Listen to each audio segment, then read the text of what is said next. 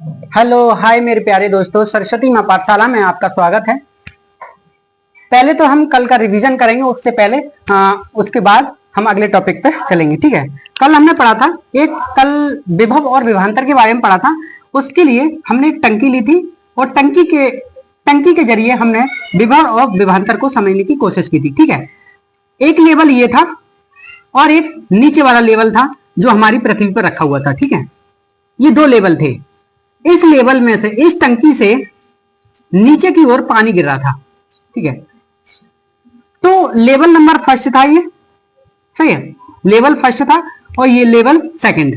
ठीक है, ये लेवल सेकंड, ये स्तर पहला, ये स्तर दूसरा। ठीक है, इन दोनों के स्तरों के बीच का अंतर जो होता है वो ही विभवांतर कहलाता है। क्या कहलाता है? विभवांतर। ठीक है, इन दोनों के बीच का अंतर जो होता है वो विभवांतर कहलाता है। अब होगा क्या कि जब तक ये पूरी टंकी खाली नहीं हो जाती तब तक इससे पानी गिरना बंद नहीं होता है। ठीक है, जैसे ही इसी तरीके से एक हमने कंडक्टर लिया था।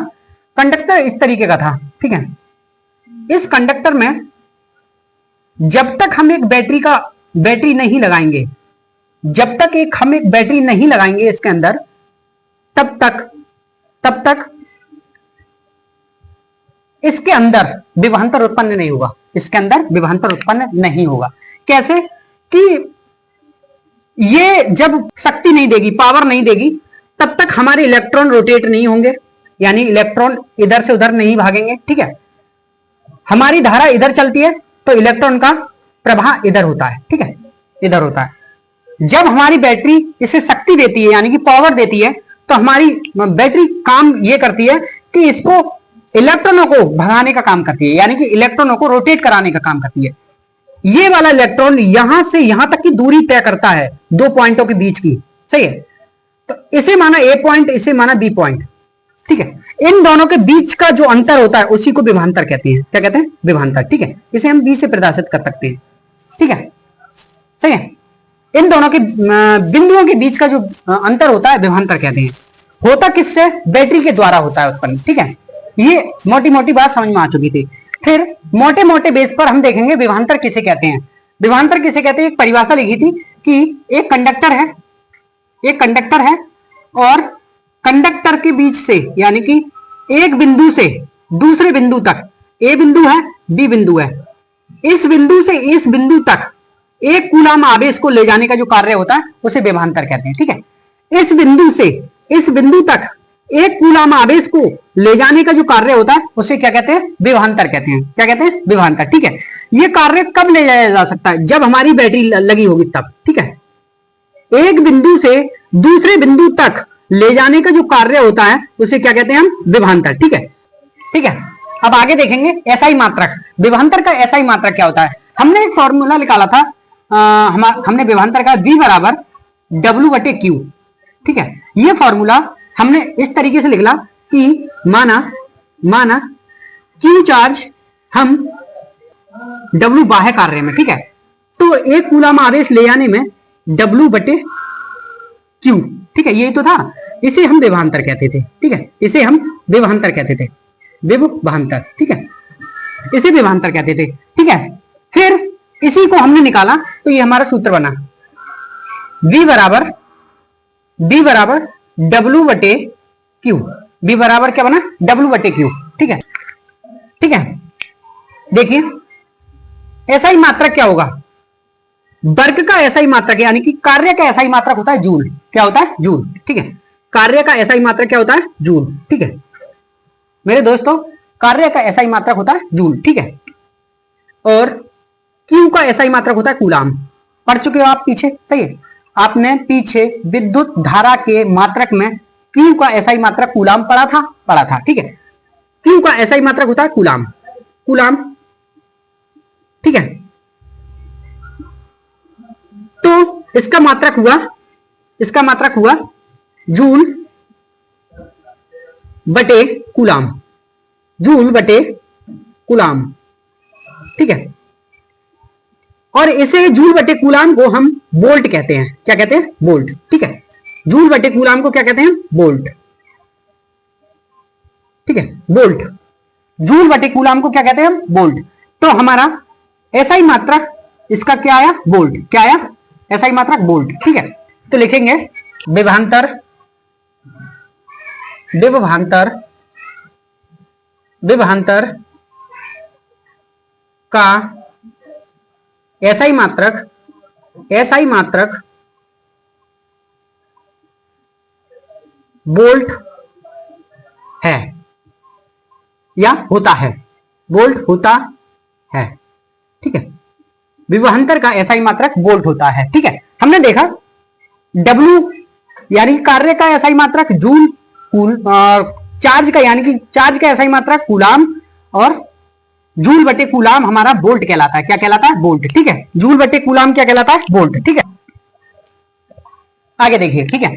मान लेते हैं यदि यदि यदि एक बिंदु से एक बिंदु से एक बिंदु से एक बिंदु से दूसरे दूसरे बिंदु तक तक एक कूलाम आवेश को एक कूलाम आवेश को एक कूलाम आवेश को आवेश को आवेश को को एक कूलाम आवेश को एक कूलाम आवेश को ले जाने में ले जाने में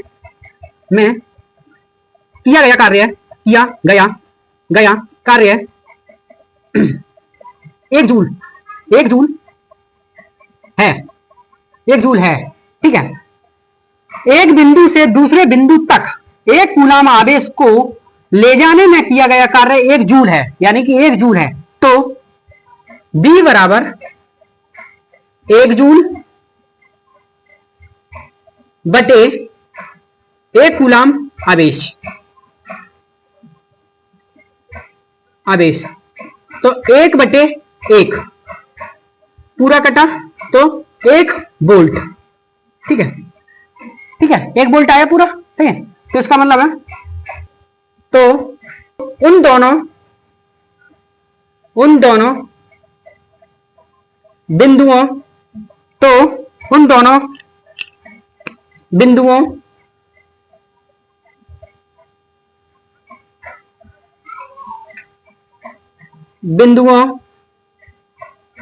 के मध्य विभवांतर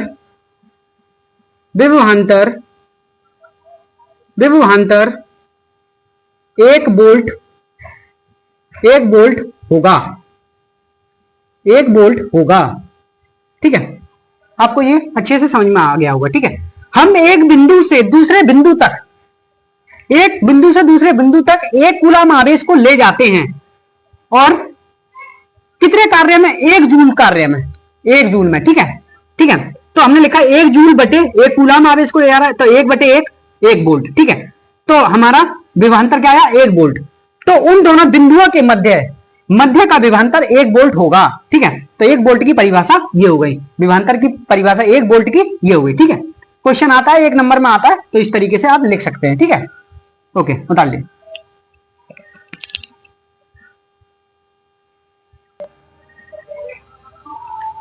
अब आगे मेरे दोस्तों ये टॉपिक रिलेटेड क्वेश्चन है, ये करते हैं हम।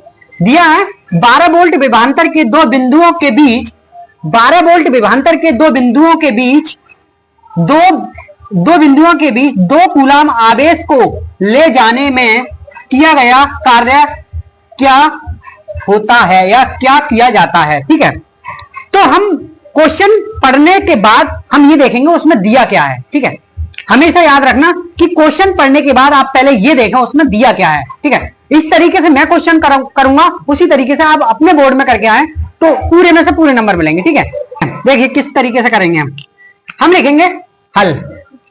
हम कभी उत्तर नहीं लिखेंगे, उत्तर का मतलब होता है लास्ट में आने वाला, ठीक है। हम यहां हल से शुरू करेंगे। क्या शुरू करेंगे? हल, या लिखेंगे सॉल्यूशन, इस तरीके से, ठीक है। इन दोनों में से एक का मतलब हल, ठीक है। हल लिखेंगे हम, तो पहले लिखेंगे जो हमारे क्वेश्चन में दिया होता है वो, ठीक है। पहले लिखते हैं जो हमारे क्वेश्चन में दिया होता है वो। जब आंसर भी नहीं आता है तो आपका 3 नंबर का क्वेश्चन होगा या 2 नंबर का क्वेश्चन होगा तो वो 1 नंबर देगा, 3 नंबर का होगा तो 2 नंबर को नंबर दे देगा वो तुम्हें, ठीक है। तो इसलिए आपको दिया है पहले लिखना चाहिए, ठीक है, उससे उसको अच्छे से क्लियरिटी आ जाएगी। ठीक है, देखिए दिया है, हमारे क्वेश्चन में जो दिया है वो लिखेंगे पहले। ठीक है, क्या दिया है, उसने किया कहा कि 12 वोल्ट विभवांतर, यानी कि विभवांतर दे दिया उसने, विभवांतर, विभवांतर,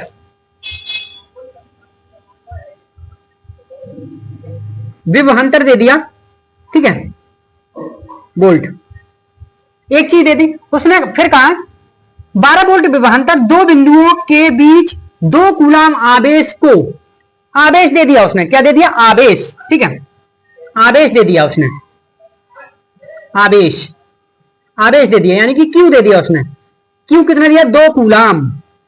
ठीक है, 2 कूलाम दे दिया। ठीक है, उसके बाद आवेश को ले जाने में किया गया कार्य किया जाता है।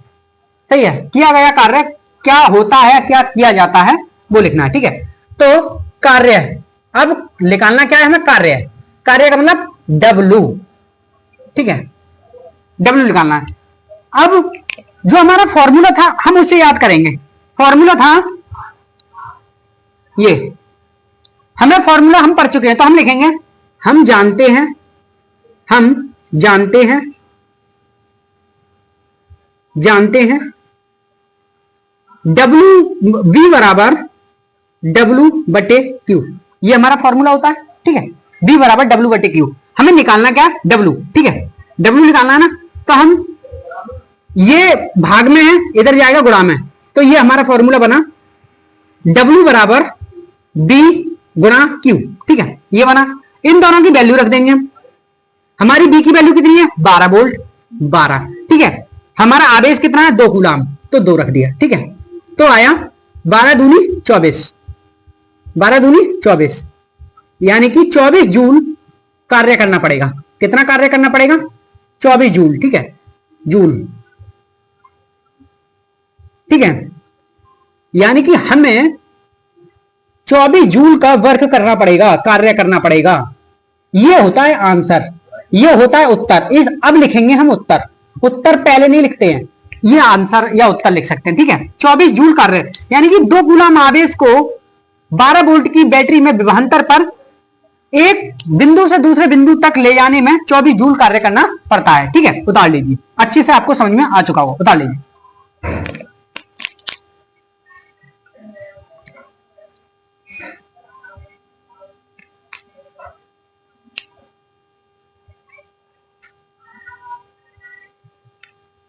ठीक है, एक टॉपिक रह गया था विभवांतर, यानी कि विभवांतर को किससे नापा जाता है। ठीक है, विभवांतर, विभवांतर का मापन। ठीक है, विभवांतर का मापन। ठीक है, लिखिए विभवांतर, विभवांतर को वोल्ट मीटर, वोल्ट मीटर, विभवांतर को वोल्ट मीटर से मापा जाता है। ठीक है, ठीक है, वोल्ट मीटर, ऐसे आपने एमीटर देखा था, वैसे ही एक वोल्ट मीटर डिवाइस होती है, आपकी स्क्रीन पर दिख रही है। ठीक है, देखिए आपकी स्क्रीन पर एक वोल्ट मीटर डिवाइस दिख रही है और इसी से विभवांतर को मापा जाता है। ठीक है, हमेशा याद रखना, विभवांतर को हमेशा हम एमीटर को श्रेणी क्रम में रखते हैं, विभवांतर को पार्श्व क्रम में रखा जाता है। लिखिए दूसरा पॉइंट, लिखिए पहला पॉइंट, दूसरा पॉइंट, विभवांतर वो वोल्ट मीटर, वोल्ट मीटर को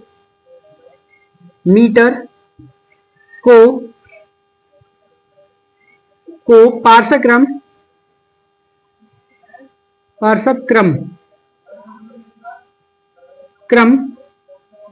या समांतर क्रम में रखा जाता है। ठीक है, वोल्ट मीटर को पार्श्व क्रम या समांतर क्रम में रखा जाता है। फॉर एग्जाम्पल देखिए, मान लेते हैं ये हमारा वायर है और ये हमारा बल्ब लगा हुआ है। ठीक है, ये हमारा क्या है, बल्ब। ठीक है, और हमने एमीटर लगाया था।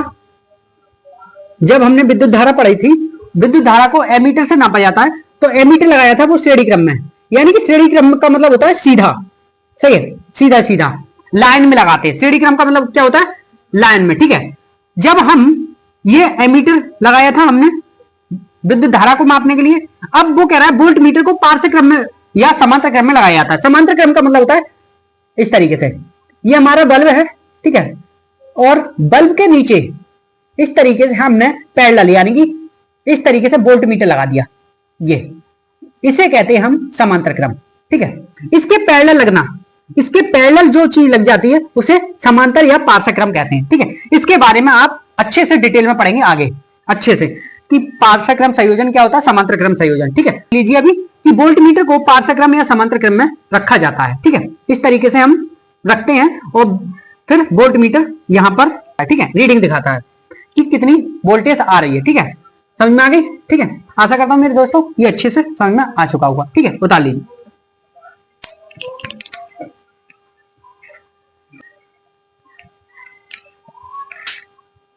इसे नहीं बनाना है। ठीक है, पार्श्व क्रम या समांतर क्रम मैंने बोला है तो यहां क्रम और लिख लो। ठीक है, यहां क्रम लिख लो और ये एमीटर है, एमीटर का डायग्राम है। ठीक है, इसे उतारने के लिए, उतारने के बाद इसे बना लेना आप। ठीक है, तो इससे आपको इमेज बनती रहेगी कि ये समांतर या पार्श्व क्रम इसे कहते हैं। ठीक है, इसके पैरेलल में लगना चाहिए। ठीक है, पार्श्व क्रम समांतर क्रम। ठीक है, उतार लो। मेरे प्यारे दोस्तों, ये क्लास का समापन यही होता है और आगे कल हम पढ़ेंगे विद्युत धारा की दिशा क्या होती है, किस तरीके से विद्युत धारा का प्रभाव होता है। ठीक है, उसके बारे में पढ़ेंगे। और ये क्लास आपको अच्छी लगी हो तो चैनल को सब्सक्राइब कीजिए, अपने दोस्तों को शेयर